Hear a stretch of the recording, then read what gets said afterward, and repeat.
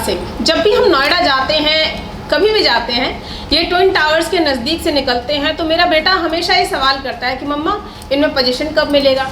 फिर एक दिन मैंने उसे बताया कि बेटा इनको तो सुप्रीम कोर्ट ने तोड़ने का ऑर्डर दिया है। आपको भी बता दूं कि 31 अगस्त 2021 को सुप्रीम कोर्ट ने इन ट्विन टावर्स को 3 महीने में गिराने का आदेश दिया था। क्यों दिया था वो भी बताऊंगी, लेकिन पहले इस सवाल का जवाब कि जब 2021 में ऑर्डर हो चुके हैं तो अभी तक क्यों नहीं गिरे।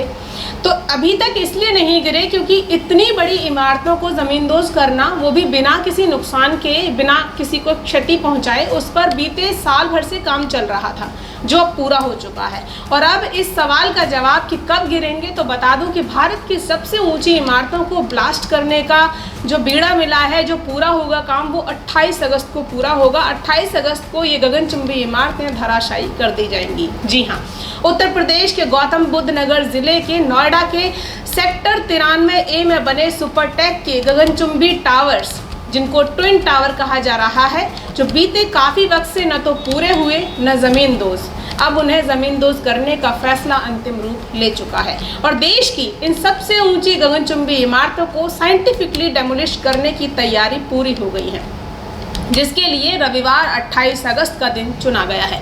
बता दें कि ट्विन टावर को ब्लास्ट कर ध्वस्त करने के लिए टावर में अलग अलग जगहों पर 9000 से ज़्यादा छेद किए गए हैं, होल्स किए गए हैं, और उनमें 3700 किलोग्राम बारूद फिट किया गया है। मलबे के फैलाव को रोकने के लिए सलीके और व्यवस्थित ढंग से मलबा गिरे, उसके लिए तकनीकी तरीके से काम किया गया है। अनुमान है कि हज़ारों टन मलबा गिरने से 150 मीटर की ऊंचाई तक धूल का गुबार उठ सकता है। इस धूल के गुबार से बचाव के लिए भी अच्छी मात्रा में लगातार पानी का छिड़काव किया जाएगा। ऐसे भी बंदोबस्त यहाँ किए गए हैं। साथ ही इस दौरान धूल के जमाव से या टावर्स के गिरने से किसी की तबीयत खराब ना हो, कोई हानि किसी को ना हो, इसको ध्यान में रखते हुए भी डॉक्टर्स की टीम और एम्बुलेंस उस दौरान यहाँ मौके पर मौजूद रहेंगी। आपात स्थितियों से निपटने के लिए जिला अस्पताल और प्राइवेट हॉस्पिटल्स में बेड को भी रिजर्व किया गया है उस दिन।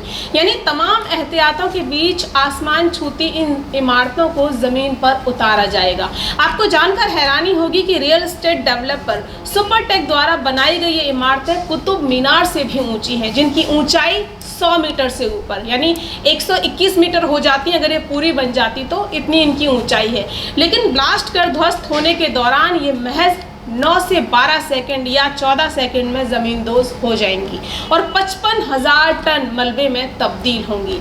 हालांकि पूरी इमारत में एक साथ ब्लास्ट नहीं किया जाएगा, बल्कि 36 ब्लास्ट फ्लोर मार्क किए गए हैं।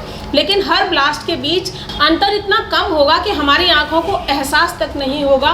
और है न हैरत की बात कि जिन इमारतों को बनने में सालों लगे, करोड़ों की मेहनत लागत लगी, करोड़ों रुपए लगे और हज़ारों मजदूरों ने जहां काम किया, वो इमारतें चंद सेकंड में ताश के पत्तों की तरह ढह जाएंगी। इन इमारतों को ढहाया जाना भविष्य में भ्रष्टाचार के बल पर बुलंद इमारतें बनाने वालों के लिए एक नज़ीर बनेगा। बता दें कि सुप्रीम कोर्ट के आदेश के बाद बीते 6 महीने से इन्हें गिराने की प्लानिंग चल रही है, तैयारियों पर काम हो रहा है, जो बीते कुछ दिनों में और तेज हुआ और आखिरकार गुरुवार 25 अगस्त को हुई मीटिंग में इनके डेमोलिशन की तारीख पर मोहर लगा दी गई। और इमारतों के कंट्रोल ब्लास्ट का बटन दबाएंगे चेतन दत्ता। बताते चलें कि इस प्रोजेक्ट पर विदेशी कंपनी एडिफिस काम कर रही है, लेकिन इंडियन लॉ के मुताबिक भारत में सिर्फ एक भारतीय ही ब्लास्ट बटन दबा सकता है, इसलिए जिम्मा चेतन दत्ता उठा रही है। रविवार 28 अगस्त को निर्धारित वक्त यानी दोपहर 2:30 बजे देश की इन अवैध गगनचुंबी इमारतों को ब्लास्ट कर ढहाने का काम पूरा किया जाएगा। लेकिन इससे पहले एहतियातन टावर्स के 1 किलोमीटर के दायरे में एंट्री बंद कर दी जाएगी। साथ ही इस दौरान एक्सप्रेस वे को भी बंद किया जाएगा और इसी दौरान कड़ी सुरक्षा व्यवस्थाओं के बीच ब्लास्ट कर दिए जाएंगे ये दोनों ट्विन टावर। अब सबसे अहम बात कि आखिर इतनी ऊंची इमारतों को गिराने का सख्त फैसला, सख्त आदेश सुप्रीम कोर्ट ने क्यों दिया? तो वास्तव में तो ये रियल एस्टेट बिल्डर्स और बायर्स के बीच की लड़ाई थी, जिसमें सुप्रीम कोर्ट के फैसले के बाद एमराल्ड कोर्ट सोसाइटी के बायर्स को एक तरह से फतेह मिली, उनकी जीत हुई। लेकिन इन्हें अवैध घोषित कर तोड़ने का आदेश सुप्रीम कोर्ट ने इसलिए दिया क्योंकि कोर्ट में पेश हुए तमाम तथ्यों के आधार पर और इस मुद्दे को लेकर हुई तहकीकात छानबीन में ये तथ्य निकलकर सामने आया कि ट्विन टावर्स को सुपरटेक ने तय नियमों के आधार पर न बनाकर नोएडा अथॉरिटी की साठगांठ से अवैध तरीके से खड़ा किया है, जिसके बाद सुप्रीम कोर्ट ने नोएडा अथॉरिटी के इस भ्रष्टाचार में शामिल होने पर तल्ख सख्त टिप्पणी भी की और टावर्स को भी अवैध घोषित कर दिया। एमराल्ड सोसाइटी के बायर्स और आरडब्ल्यूए ने इसके खिलाफ कानूनी लड़ाई की शुरुआत नोएडा अथॉरिटी से ही की। फिर बायर्स हाई कोर्ट पहुंचे और आखिरकार इंसाफ के लिए सुप्रीम कोर्ट का दरवाजा खटखटाया गया और फैसले में जीत बायर्स की हुई, जब सुप्रीम कोर्ट ने माना कि इन गगनचुंबी इमारतों को बनाने में जो अनदेखियां हुई हैं वो भविष्य के लिए घातक हो सकती हैं और इसीलिए 31 अगस्त 2021 को कई सालों की लंबी लड़ाई के बाद इन इमारतों को गिराने का आदेश जारी किया गया। मोटा मोटी ये भी समझ लीजिए कि किन आधारों पर ये टावर नियम के विरुद्ध और अवैध साबित हुए। तो बता दें कि नोएडा के 93A में, जहां 2004 में नोएडा अथॉरिटी ने ग्रुप हाउसिंग के प्लॉट टावर बनाने के लिए आवंटित किए, वहां शुरू में सिर्फ 14 टावर का नक्शा आवंटित हुआ और ग्राउंड फ्लोर से लेकर 9वीं मंजिल तक टावर बनाने की परमिशन दी गई। लेकिन फिर साल 2006 में इसमें 2 मंजिल और बढ़ाने को मंजूरी दे दी गई, यानी 11 मंजिल के 14 टावर। फिर कुछ वक्त बाद ही 15वें और 16वें टावर का नक्शा भी पास हुआ, जिसमें 11 मंजिल 37 मीटर की ऊंचाई तक बनाकर कंप्लीट कर दी जाए, ये तय हुआ। लेकिन फिर 2009 में पास हुआ 17वें टावर का नक्शा और इसमें 16वें और 17वें टावर को 73 मीटर की ऊंचाई तक 24 मंजिल तक बनाने की परमिशन नोएडा अथॉरिटी की तरफ से बिल्डर को मिल गई। और फिर 2012 में टावर 16 और 17 के लिए FAR यानी कि फ्लोर एरिया रेशियो बढ़ाने के साथ साथ इन दोनों टावर्स की ऊंचाई 121 मीटर में 40 मंजिल तक बना दी जाए, ये तय हुआ। नोएडा अथॉरिटी की तरफ से एक के बाद एक किए गए बदलाव और मंजूरी एमराल्ड के बायर्स को खटके और फिर कानूनी लड़ाई की शुरुआत हुई। अवैध क्या था? तो पहला था कि कायदे से 2 रेजिडेंशियल टावर्स के बीच में कम से कम 16 मीटर की दूरी होनी चाहिए, जो कि टावर नंबर 1 और ट्विन टावर के बीच में 9 मीटर से भी कम है।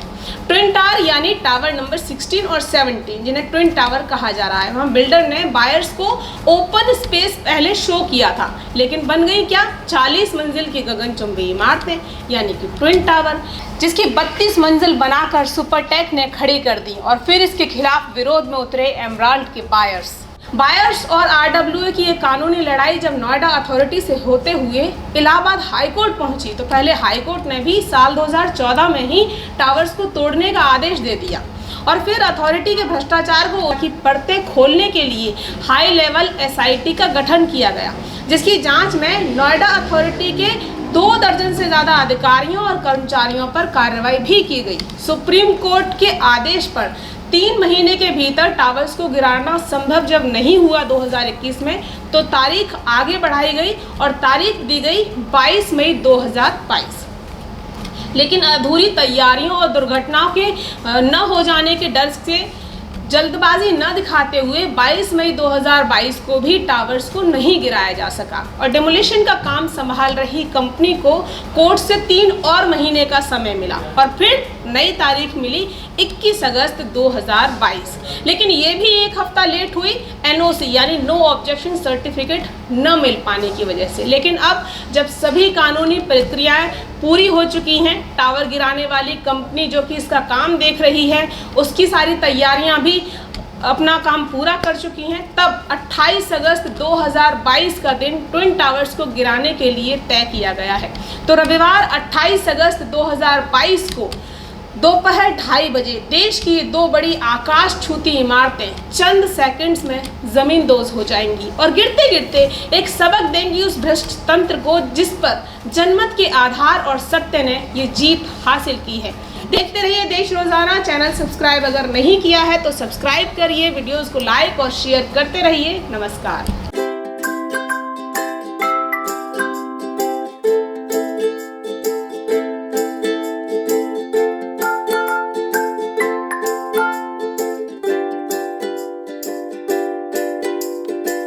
हमारे साथ जुड़े रहने के लिए देखते रहिए देश रोजाना का YouTube चैनल। सब्सक्राइब कीजिए, साथ ही देश रोजाना की खबरें सबसे पहले देखने के लिए प्रेस कीजिए बेल आइकन।